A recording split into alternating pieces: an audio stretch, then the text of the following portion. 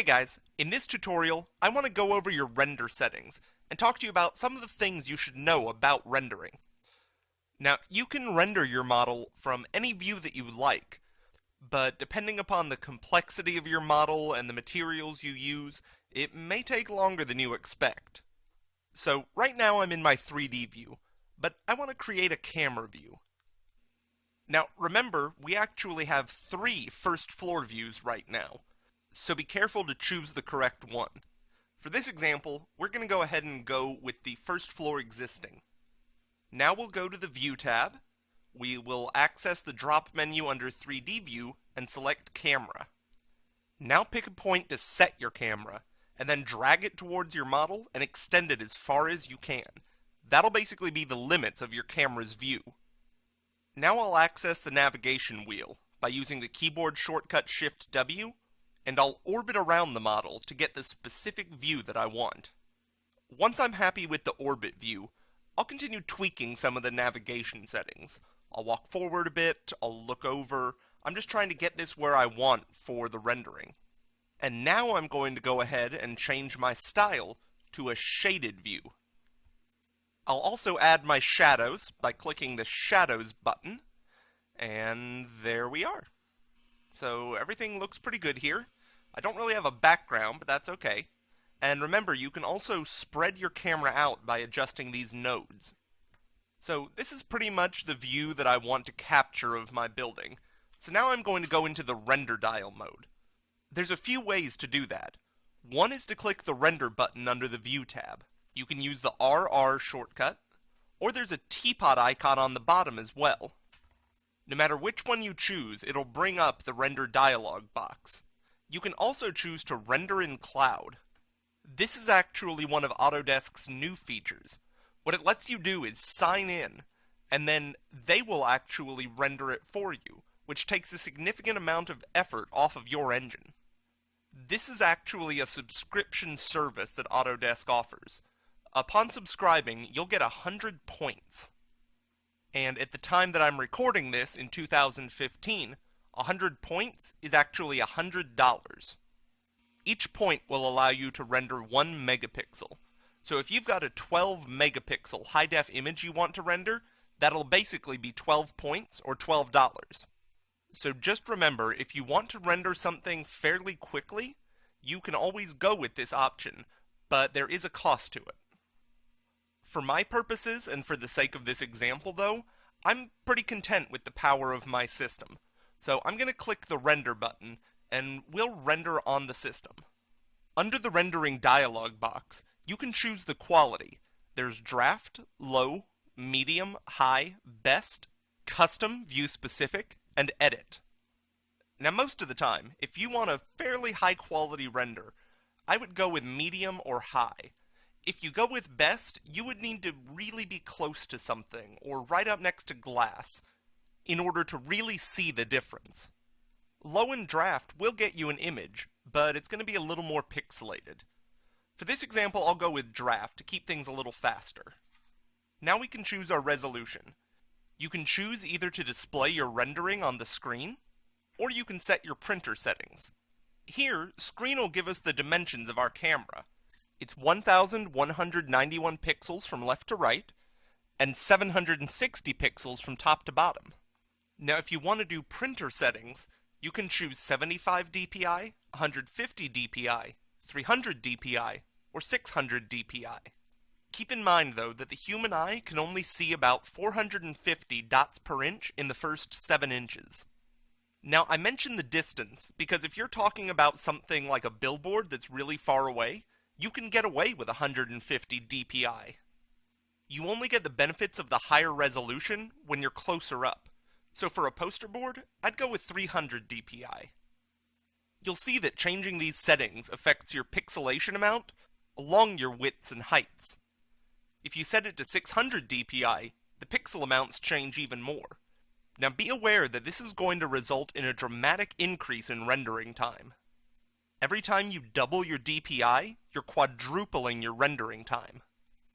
Because it not only doubles the amount of dots on the width, it also doubles the amount of dots on the height, which will result in 4 times increase. So for now, I'm going to keep it at screen. You can also choose the type of lighting settings that you want.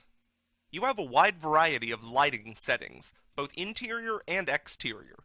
You could choose exterior sun only. You could choose interior artificial only for a nighttime scene. So be aware of the flexibility that you have with rendering. You can change it, and you have both artificial and natural light to play with. Now my model doesn't have any artificial lights in it, but normally you can select them. And they'll be listed as such under the artificial lights window. You can also group lights together if you want to. For instance, we could have the first floor lights and the second floor lights as separate groups. Additionally, if you choose to include natural sunlight in your rendering, you can click on the sun settings to adjust the properties of the sunlight. And there are a huge number of options here. You can adjust it based on location, you can adjust it based on time of day, you can choose time of year or single day, and if you just want lighting in general, you can just choose lighting and define where the sun is standing in your model.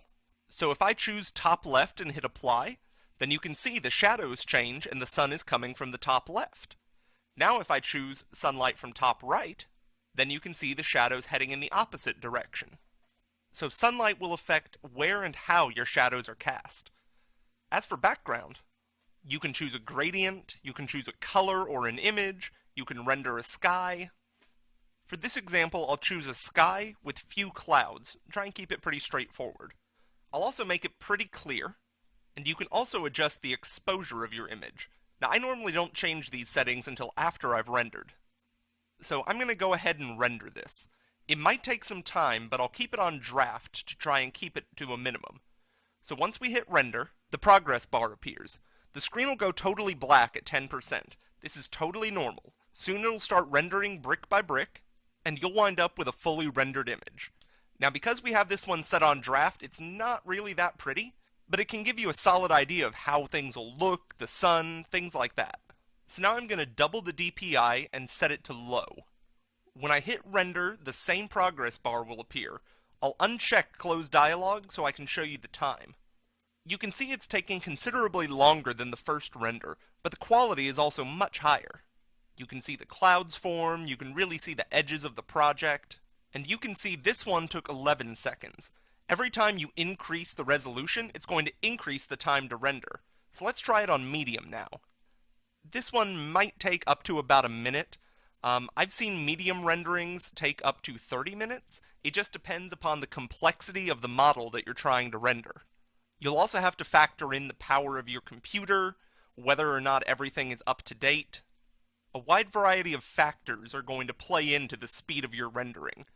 If your computer isn't terribly fast or isn't up to date, I would recommend rendering in cloud. As your projects grow more complex, it'll save you a lot of time.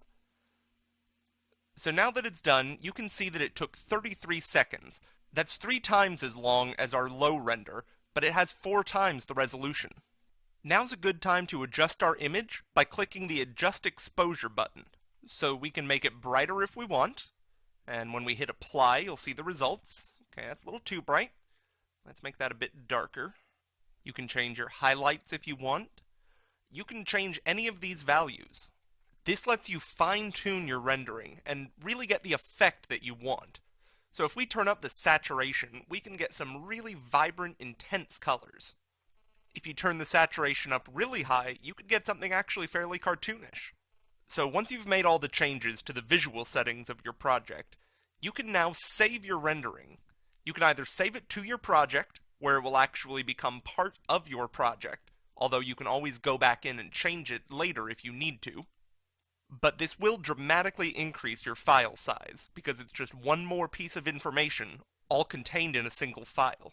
Normally, I prefer to save these renders as an external image file, either a bitmap, a JPEG, a PNG, or a TIFF. Some of these, like PNG, are optimized for website use, while file types like bitmaps and JPEGs are more general. So exporting is always another way you can display your rendering. Also note from the Render tab you can toggle between your model and your rendering by clicking the Show Model button. So that is rendering in Revit. If you have any questions, hopefully they'll be addressed in the next tutorial. So we'll see you then.